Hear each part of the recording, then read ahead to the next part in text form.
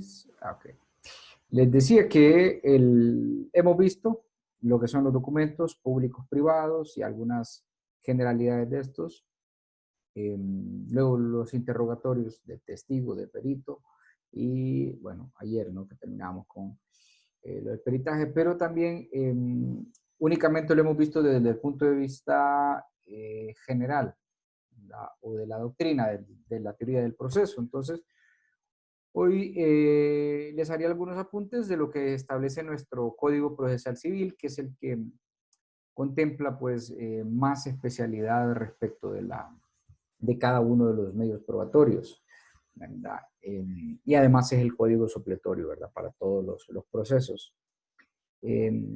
Después, tal vez como el viernes o por ahí, hagamos una recapitulación con el penal, ¿verdad?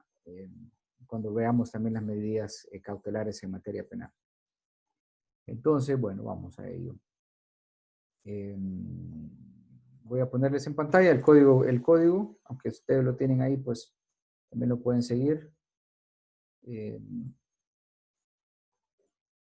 Bueno, iríamos a la parte donde el código se refiere a la presentación de medios de grabación o textos, ¿verdad? Medios de sonidos e imágenes que pueden ser presentados en la misma forma como se presentan los documentos, ¿verdad? Y lo que en este punto se refiere, pues es que las partes pueden solicitar la reproducción de un audio, de un video, ¿verdad?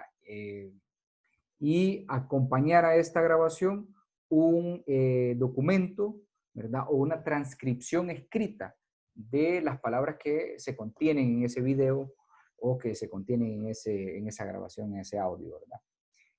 También pues puede aportar dictámenes o medios de prueba instrumentales que considere convenientes acompañando a ese medio de prueba de filmación o ese medio técnico, ¿verdad?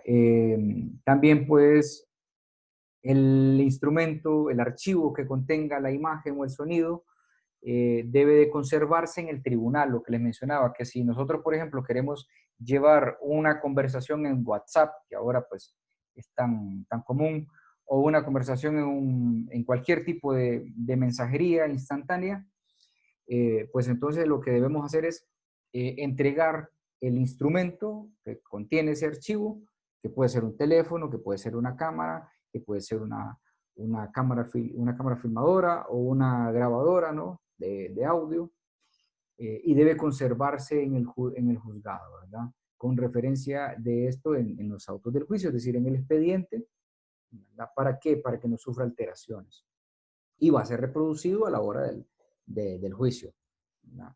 Cuando termine el juicio, se devuelve, ¿verdad? No es que, entonces, cuidado con eso, ¿verdad?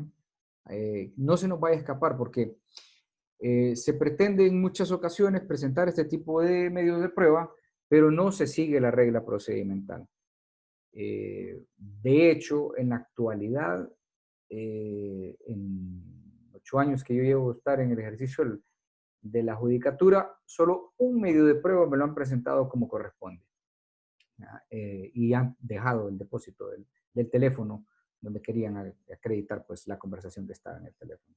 El resto no lo hace, entonces se declaran sin lugar esas medidas de prueba o se valoran con un mínimo criterio, ¿verdad? Porque no sabemos si fue alterado. Además de eso, bueno, los instrumentos que permitan archivar, conocer, reproducir, ya les decía, ¿no? Cualquier otra clase que puedan ser relevantes y si hayan sido emitidos como medios de prueba, deben ser examinados por el tribunal, por el juzgado, ¿verdad? Y por los medios que proponen esa parte, ¿verdad? Las demás partes en el proceso además pueden alegar, las partes contrarias pueden alegar, ¿verdad? O proponer otros medios de prueba que les convengan. El tribunal, el juzgado debe tener conocimiento directo del contenido, o sea, si me presentan una cámara, si me presentan una grabadora o un teléfono celular, el tribunal debe conocer lo que contiene ese aparato, ¿no? Entonces, la valoración de este tipo de medios de prueba, pues se hace de manera precisa, razonada, ¿verdad? Y atendiendo como hemos mencionado en la valoración de los medios de prueba, la sana crítica del conocimiento, del criterio humano, es decir, la lógica, ¿verdad? Así como las normas, ¿no?, de razonamiento lógico. Eso es respecto de esos medios de prueba, ¿no?, que no habíamos tocado ese punto legal. En cuanto a los testigos, bueno, ya decíamos que tienen una procedencia los testigos y que van a declarar sobre los hechos, ¿verdad? O quien tenga noticias sobre los hechos va a declarar. Cuando un perito es idóneo, bueno, perdón, un testigo es idóneo, pues toda la persona que se halle, ¿verdad? Todas las personas, a menos que estén privadas de la razón, ¿verdad? O del uso de los sentidos, ¿verdad? Y toda persona que sea capaz de declarar como testigo, si no tiene excusa, pero excepcionalmente pueden también declarar los menores, ¿no? Los menores de edad, y se puede autorizar la declaración de menores de 14 años cuando posea un discernimiento, de acuerdo a lo que establece el Código de Niñez. Sin embargo, esto en materia civil, en materia penal, sí se puede declarar una persona que sea menor, o sea, un niño que sea menor de 14 años. Eso pues estará obviamente determinado por el mismo tribunal si acepta la declaración de un menor, y se hace con ciertas especialidades, como la cámara de Gesell, a través de un psicólogo, que el mismo psicólogo puede certificar si es prudente o no que un niño, ¿verdad?, o una niña pueda declarar. Normalmente, pues, de acuerdo a los mismos psicólogos, va a variar, ¿verdad? Pero alguien podría preguntar, ¿puede un niño de 3 años, 4 años declarar? Si se siguen las reglas de procedimiento, si se protege el interés superior de ese menor, sí puede declarar, ¿verdad?, con la observación de sus padres o de su madre, ¿verdad? Y de psicólogo, ¿verdad? El interrogatorio lo haría un psicólogo. Y es un interrogatorio, no va a ser un interrogatorio eh, em, de contradicción, donde estén atacando, no. Las preguntas las hace el psicólogo o la psicóloga y las hace en un lenguaje apropiado para el niño, ¿no? A veces por medio del juego, ¿verdad? Pueden hacer este tipo de declaraciones. Ellos tienen sus técnicas para eso, ¿verdad? Cuando ustedes vayan al ejercicio de la práctica se darán cuenta y es maravilloso este tipo de trabajo, ¿verdad? Ya nos ha tocado que participar, incluso en materia civil. Cuando se trata, por ejemplo, de guardia y cuidado, podríamos exceder esos límites que establece, ¿verdad? De 14 años, ¿verdad? Pero siempre que posea el discernimiento, el niño, de poder declarar, de poder hablar, ¿verdad? Porque un niño, obviamente hay niños que tienen 5 años y no hablan bien. Es complicado que se comuniquen. Pero los que sí lo puedan hacer y que tengan ese discernimiento, pues se podrá tomar esa declaración. Bien, la designación, pues, hay que establecer el nombre, la profesión, el domicilio, etcétera, ¿verdad? La limitación sobre el número de testigos, es decir, ¿cuántos testigos pueden declarar sobre un hecho? Hasta 5. Pero si el juez considera suficiente, puede escuchar hasta 3, ¿verdad? El mismo juez les puede decir, bueno, ya he escuchado suficiente, quedémonos nada más con la declaración de esas 3 personas, ¿verdad? Porque están declarando sobre el mismo hecho. ¿Cómo se hace el interrogatorio? Lo primero que se hace es el juramento, ¿verdad? Antes de declarar, cada testigo presta juramento, ¿verdad? O promesa de decir la verdad. Es decir, en el proceso civil no, ya les había mencionado eso, creo, en el proceso civil no se exige una fórmula como aquel jura decir la verdad, solo la verdad y nada más que la verdad, como sí pasa en el proceso penal, y la persona tiene que decir sí, juro. En el proceso civil no. Lo que se acostumbra es decir, jura o promete decir la verdad sobre los hechos. Entonces la persona dice, juro o prometo. Y permite esta posibilidad del proceso civil de jurar o prometer por la misma idiosincrasia que puedan tener las personas. Hay personas que jurar no es adecuado para ellos, ¿verdad? Sobre todo aquellas personas que son muy religiosas, ¿no? Entonces, sabemos que siguen a cabalidad los mandamientos y dicen, yo no juro, pero puedo prometer, ¿verdad? Bueno, entonces promete decir la verdad. y vale lo mismo. Yo, de hecho, y también por la práctica que he tenido, pues, de ver muchos procesos en el extranjero, no utilizo jura decir la verdad, solo la verdad y nada más que la verdad. Yo les pregunto, jura o promete decir la verdad, nada más. Y no es necesario que lo hagan de pie, ni que juren sobre la Constitución, ni sobre la Biblia, ni sobre nada. Únicamente que se dirijan y lo manifiesten expresamente ante el juez. Entonces, así lo hacemos, ¿verdad? Y eso se hace en otros países, tanto en materia civil como en materia penal y en cualquier otra materia, ¿verdad? Bueno, cuando se trata de menores de la edad punible, no se les exige juramento ni promesa de decir la verdad. Por ejemplo, un menor de 14 años no se le dice, ¿verdad? O de 16 años, porque la edad punible, bueno, de 14, pero también 16 es otra categoría. No se les dice que juren o prometan, solamente que declaren, ¿verdad? Los menores no hacen juramento. Así mismo como las partes, cuando las partes les interrogan, no se les hace juramento, solo a los testigos y a los peritos. La declaración, pues, se realiza bajo los principios de oralidad, ya sabemos, el interrogatorio, ¿verdad? Son declarados a llamar de manera separada, es decir, no pueden estar todos los testigos declarando a la vez, sino que uno por uno. No pueden comunicarse entre sí, se mantienen aislados los testigos. Hay que hacer unas preguntas generales al testigo. O sea, estas las hace el juez o el tribunal, que dé su nombre, apellido, estado civil, profesión, oficio, nacionalidad, dónde vive, etc. Si ha sido cónyuge o pariente por consanguinidad, en qué grado, de alguno de los litigantes o de los abogados, o de alguien que esté ahí en el proceso involucrado. Si es o ha sido dependiente, ¿verdad? O ha estado al servicio de la parte que lo haya propuesto. A veces, por ejemplo, son testigos las personas que trabajan para las partes, ¿verdad? En cualquier tipo de proceso podemos ver esto. Y esto tiene que quedar constancia.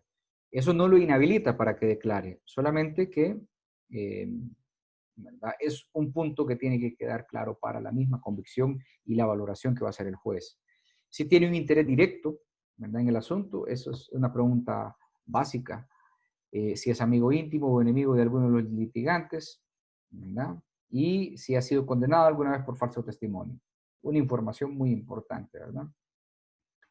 En base a esas respuestas, pues, las partes podrán manifestar la existencia de circunstancias relativas a su imparcialidad.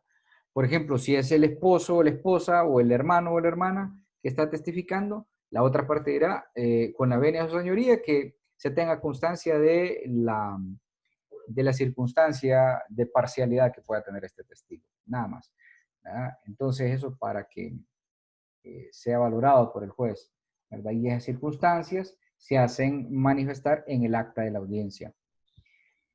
Y los límites para preguntar, bueno, ya hablábamos un poco cuando los interrogatorios, ¿no? La forma como deben de hacerse, cuando les hablaba de las técnicas de litigación, pues deben formularse de manera oral, preguntas claras, precisas, no pueden incluir ni valoraciones ni calificaciones, ¿verdad? Y si se incorporan a estas cosas, pues se tienen como si no se hubieran hecho, no realizadas. Y bueno, cada parte interroga a sus testigos, ese es el interrogatorio directo. Si yo soy demandante, yo interrogo mis testigos y luego la otra parte puede interrogarlo. Y ese es el contrainterrogatorio, que tanto se preguntó, ¿no? Ya se habla de las preguntas que no son admisibles, impertinentes, sugestivas, capciosas, perjudiciales para el testigo, ¿verdad? Artículo 300. Las objeciones a las preguntas. En el acto del interrogatorio, pues las partes distintas de quien ha formulado la pregunta puede objetar la admisión de la pregunta, ¿verdad? Y la parte disconforme con la admisión de las preguntas puede manifestarlo y pedir que conste en acto su protesta, ¿no? Que el interrogatorio es cruzado, ¿verdad? Las preguntas, contestadas las preguntas generales, el testigo será interrogado por las partes. Las preguntas generales las hace el juez y luego viene el interrogatorio cruzado, ¿no? Hay testigos que pueden ser testigo perito, es decir, que tengan experiencia o conocimiento técnico, científico en una materia, pues ese se lo considera un testigo perito, ¿verdad? y puede ser admisible su manifestación desde el punto de vista testifical y desde el punto de vista pericial. Hay testigos que tienen deber a guardar secreto, ¿verdad?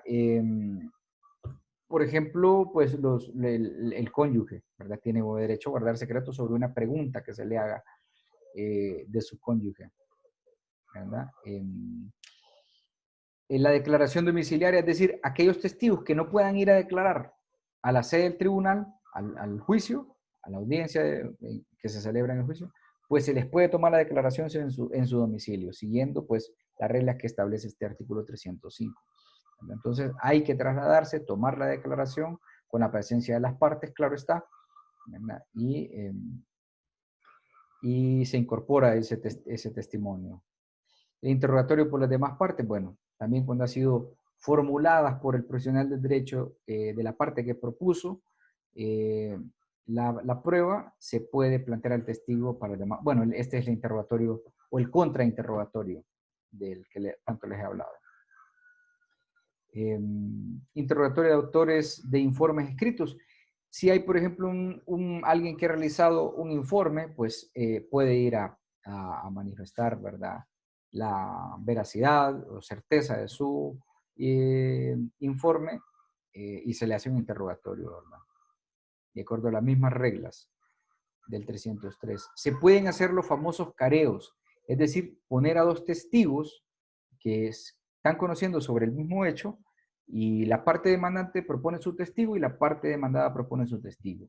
Se les hace interrogatorio de frente, ese famoso, por eso se le llama careo, ¿no? Porque están frente a frente y pregunta para un testigo, pregunta para el otro testigo para ver qué testimonio es el más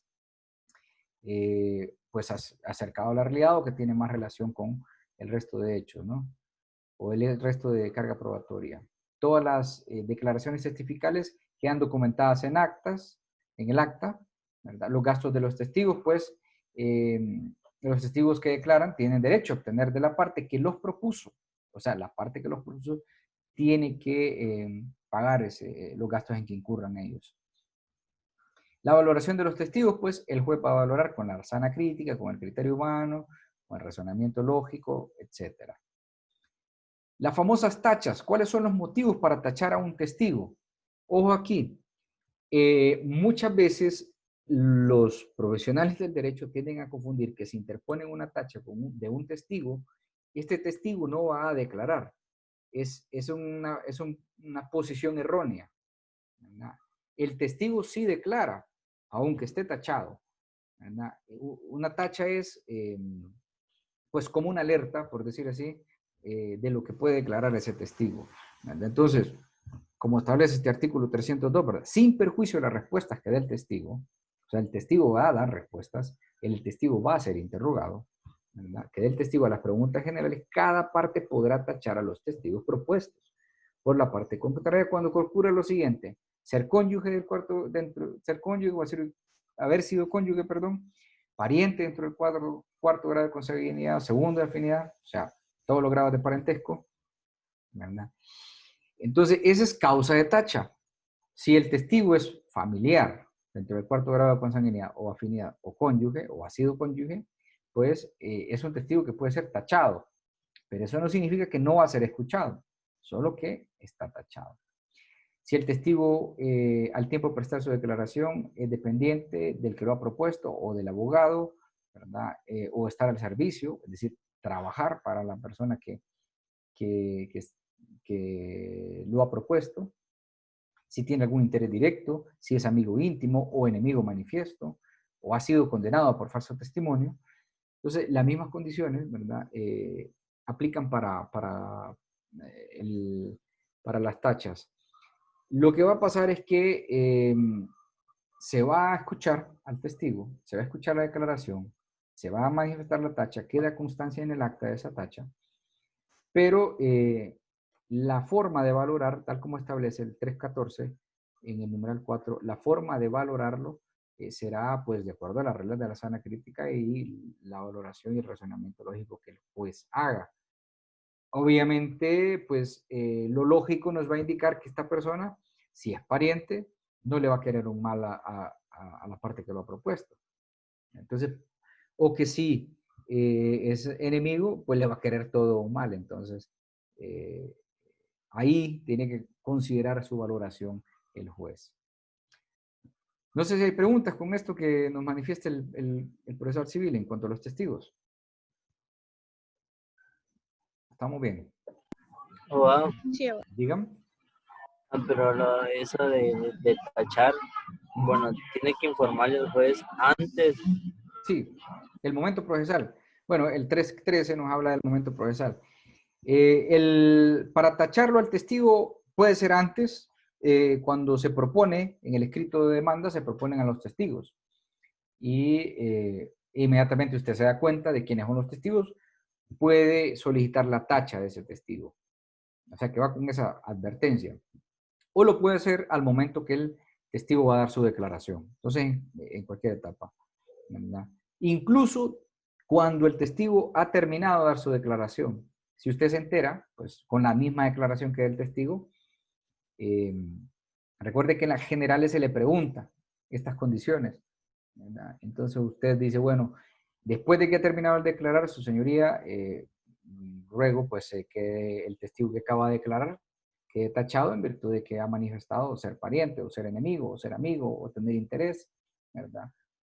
En el proceso. Entonces, siempre y cuando esté en ese momento, si obviamente ya vamos a la etapa de conclusiones o de sentencia, ya no se podrá hacer, ¿verdad? Si ya pasó la audiencia probatoria. ¿Estamos? Bien. Sí, gracias. No, excelente, Eduard. Bueno, y con el peritaje, igual ya habíamos visto cuando es procedente, cuando un perito pues va a valorar hechos o circunstancias relevantes en el asunto, que bueno, que la prueba pericial puede ser limitada por el juez, entonces hay unas facultades por el juez, ¿verdad? A la cantidad de peritos que pueden ser presentadas por las partes y a los temas también que van a ser, perdón. Bueno, que el dictamen, bueno, la aportación del dictamen privado del demandante, ¿verdad? Es decir, de que el demandante puede preparar la prueba pericial designando un perito privado. ¿Qué quiere decir esto? Que antes de llegar al juicio, o incluso cuando presenta la demanda, si usted es abogado demandante, puede llevar un peritaje ya realizado. Por ejemplo, un ADN, lo puede llevar ya, ¿verdad? Vamos a ver, un perito contable, por ejemplo, que ha hecho todo un balance, ¿verdad? De caja o qué sé yo, lo pueden presentar como medio de prueba ya en el escrito de demanda, ¿verdad? En la proposición. Entonces, puede aportarse desde ese momento. También, pues, el dictamen escrito deberá ser presentado necesariamente con la demanda, lo que menciono, ¿no? Y justificarse su presentación.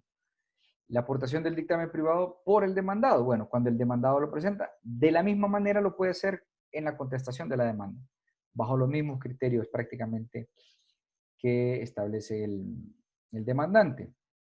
Y bueno, se debe justificar a veces en el caso cuando no se puede obtener. Si no se puede obtener el dictamen en el término de emplazamiento, en la demanda de proceso civil, pues hay un término de emplazamiento de 30 días. Es decir, cuando le van a decir, señor, usted está siendo demandado. Entonces, cuando recibe la demanda, tiene 30 días para contestar. Pero si no se puede realizar el peritaje, pues debe señalar esa imposibilidad si no se puede realizar en ese término de 30 días, ¿verdad? Entonces puede conceder el juez un término adicional de 5 días para presentar el dictamen 5 días con la antelación a la audiencia preliminar, ¿verdad? Los dictámenes privados posteriores a la demanda, si se presentan posteriormente, pues también se aportarán al menos con 5 días de antelación a la audiencia probatoria. Antes de la audiencia probatoria, 5 días antes hay que presentarlo. Si es la asistencia de un perito privado, pues cualquiera de las partes puede manifestar esto, ¿verdad? Si desean hacerlo con un perito privado. Si necesitan un peritaje oficial, es decir, cuando, por ejemplo, el juzgado tiene trabajadores sociales que pueden hacer un estudio socioeconómico, que tenga psicólogos, eh, que tenga el juzgado, o bueno, a través del Ministerio Público, que también son peritos oficiales, los del Ministerio Público, ¿verdad? lo pueden hacer a través de ellos. Y hay que seguir las reglas que establece este 321 en cuanto a esa solicitud. Si el mismo juzgado es el que menciona o designa perito oficial, lo puede hacer, ¿verdad? Ya les digo, dentro de los juzgados al menos suelen haber peritos psicólogos y trabajadores sociales. Entonces se pueden designar a estos bajo las reglas del 321. Cuando el peritaje es ordenado por de oficio, designa al perito oficial con los dictámenes privados también. Cuando los dictámenes privados aportados por las partes sean contradictorios. Si usted me presenta un dictamen y la otra parte otro dictamen que son contradictorios, es necesario incorporar un peritaje de oficio por el órgano jurisdiccional para que haya una tercera opinión, ¿verdad? Bueno, ya se establece la forma como será el dictamen, el cotejo de las letras, es decir, que se va a acompañar los documentos que el perito, ¿verdad?, haya presentado, ¿verdad? Así como, bueno, si hablamos de otro tipo de documentos, vaya, si estamos hablando de una escritura, por ejemplo, para cotejar letras, ¿quién es un perito apropiado para eso? Pues es un notario, ¿verdad? Es una persona autorizada para realizar escrituras públicas, por lo tanto puede dar constancia de esto, ¿verdad? Los requisitos para ser perito, ya hablábamos, ¿verdad? Que la independencia, que tiene que ser un experto. Los juzgados manejan, los órganos jurisdiccionales manejan listados de peritos oficiales y que normalmente pues se llaman a estos para que hagan las prácticas de las pruebas. Del procedimiento para llamarlos, pues dentro del plazo de 3 días de que se han designado, se comunica, ¿verdad?, al perito, requiriéndole para que dentro de 3 días acepte o no el cargo. Si acepta, pues se le hace el juramento o promesa. Ya les decía, cuando hablábamos de esto, ¿no?, que debe prometer ser fiel al procedimiento y e imparcial con las partes, ¿no? También para eso, pues, otro término de 3 días. Luego procederá entonces, después de que ha sido nombrado y juramentado, procederá a hacer el dictamen que se le pide, ¿verdad? Los deberes, pues, debe manifestar bajo el juramento y promesa, decir la verdad de lo que ha actuado y favorecer, tanto en lo que pueda favorecer o perjudicar a las partes, o sea, independientemente, no tiene ningún tipo de interés, solamente recabar la información.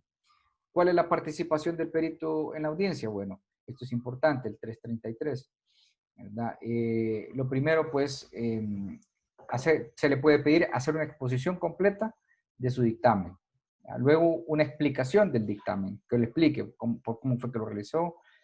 Luego, puede dar respuestas a las preguntas o a las objeciones sobre el método, sobre las premisas, sobre las conclusiones y otros aspectos del dictamen. Y las respuestas a solicitudes de ampliación, ¿verdad?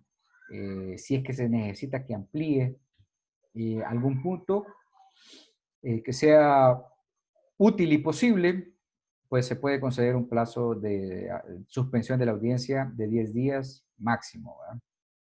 Digamos que el perito omitió porque no se le fue solicitado hacer algún análisis y en el momento que se estaba haciendo el interrogatorio se dan cuenta las partes y el perito dice, bueno, es cierto, es posible realizarlo. Entonces se puede suspender la audiencia y se realiza dentro de los 10 días siguientes, ¿verdad? Se puede hacer el careo de peritos. Ayer parece que me preguntaba, ¿no, Luis Enrique? En una clase anterior, de que si se podemos llevar a 2 peritos y que ambos presenten pues sus valoraciones. Perfectamente, ¿verdad? Se puede hacer el careo de peritos para que ambos manifiesten cuáles son sus análisis y en base a eso, pues, se hará, ¿verdad?, cuáles son los aspectos en los que coinciden o en los que no coinciden para ser valorados, tal como establece el 335, ¿verdad?, que van a valorarse los dictámenes con las reglas de sana crítica, del conocimiento, del criterio humano y del razonamiento lógico, ¿verdad? Entonces, ¿pueden ser tachados o recusados? También, ¿verdad? Los peritos pueden ser tachados o recusados respectivamente. Les adelantaba eso también, de que bajo aquellas mismas disposiciones que establece el 188 y estos artículos, el 188 de la Ley de Organización y Atribución de los Tribunales, y estas mismas disposiciones del Código Procesal Civil se puede tachar o recusar a un perito, ¿verdad? Por ejemplo, que haya dado anteriormente sobre el mismo asunto dictamen contrario, que haya prestado servicios como perito al litigante contrario, que se ha tenido participación en alguna empresa, ¿no? Y bueno, para recusar al perito hay un trámite específico, ¿verdad? Que se hace mediante escrito, dentro de 3 días siguientes a la notificación del nombramiento. Cuando se nombra el perito, pues hay que estar atento quién es el perito que estamos nombrando, para ver si existe alguna causa de recusación. Y bueno, eso se ve como un trámite incidental que interrumpe un poco el proceso, ¿no? Las costas de los peritos, pues bueno, cada parte, el régimen en condena en costas es aplicable de acuerdo a lo previsto por la recusación de los jueces y magistrados. También las tachas, ya les decía, pueden ser objeto de tacho cuando concurra en alguna de ellas las causas expresadas para los testigos. Las mismas para los testigos son tachas para los peritos. Y el análisis y decisión de la tacha, pues, menoscabará la consideración profesional y personal del perito, ¿verdad? Y bueno, esto incluso puede incurrir en una multa de 1 a 3 salarios mínimos, ¿verdad? Si el tribunal apreciase que existe una temeridad o una deslealtad procesal en la tacha a causa de su motivación. Así se ha formulado una tacha únicamente para interrumpir, para dilatar un proceso, ¿verdad? No sé si hay alguna duda con respecto del perito. ¿Estamos claros? Claro, abogado. Claro, claro. Abogado, ¿cómo es que se puede recusar el perito? Bajo los mismos criterios de los jueces y magistrados, ¿verdad? Si son parientes, si tienen interés. O sea, prácticamente que cuando hablamos de recusación y tachas, aplican en ambos casos. Pues si es pariente, si es cónyuge, si tiene algún interés, si es enemigo, si es amigo, ¿verdad? Entonces, o si le ha prestado servicios a una de las partes, entonces es causa para poder recusarlo, ¿verdad? Bajo los mismos criterios que se recusan a los jueces, ¿sí? Entonces, correspondería nombrar otro perito, ¿verdad? Eso es lo que se pretende. En el caso, ahora, esto es diferente, digamos, en el caso, y valga para aclarar la diferencia entre la recusación y la tacha. Si nosotros recusamos a un perito, ese perito queda inhabilitado para realizar el peritaje, ¿verdad? No puede ser ese perito el que realice el peritaje. Entonces, buscamos otro. Pero si el perito es tachado, significará que el perito sí hará siempre el peritaje, hará el dictamen, irá a declarar al juicio, lo único que con la tacha, ¿verdad? Para que sea, pues, la valoración de ese dictamen pericial y lo que el perito vaya a manifestar, pues, esté bajo la lupa del juez para que, pues, analice, bueno, este perito puede tener un interés, porque es enemigo, porque es amigo, porque le ha prestado servicios a la otra parte. Entonces, esa es la diferencia, ¿no? Si se recusa, no hace el peritaje. Si es tachado, sí hace el peritaje, pero con esa en rojo, pues, diríamos, como con una alerta, ¿no? ¿Se entiende ahora, Leo? No, abogado, supongo que lo que más se da es la recusación. Uh-huh. En cuanto a los peritos, sí. Pero dependerá el tipo de perito, porque vaya, si hay un perito que no, a menos que tenga un nexo demasiado cercano, ¿verdad? Con una de las partes, como el parentesco, ¿verdad? Podría ser recusado.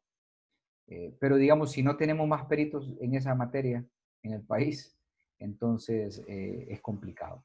Por ejemplo, en Honduras, solo hay una persona que está habilitada para hacer pues, una valoración de los daños y perjuicios. Bueno, que está certificado, diríamos, a nivel internacional, que es el doctor Denis Castro Bobadilla, que por cierto es diputado en el Congreso Nacional. Él pues tiene la facultad de poder decir cuánto es el costo que puede tener de indemnización una lesión grave, ¿verdad? O cosas por el estilo. Entonces, imagínense que tachemos al doctor, que recusemos al doctor Denis Castro todavía, ¿quién nos va a hacer ese peritaje? Pues va a ser complicado que lo haga, ¿no? O a ver, el nivel de pericia no va a ser de la misma calidad, ¿verdad? Entonces, eso es, pero es quizá más común en el peritaje la recusación que la tacha. En los testigos sí que es muy común la tacha. Ahí sí. Bien, entonces, bueno, voy a hablar un poquito de este otro medio de prueba, que es el reconocimiento judicial. Déjenme cerrar la puerta que está lloviendo.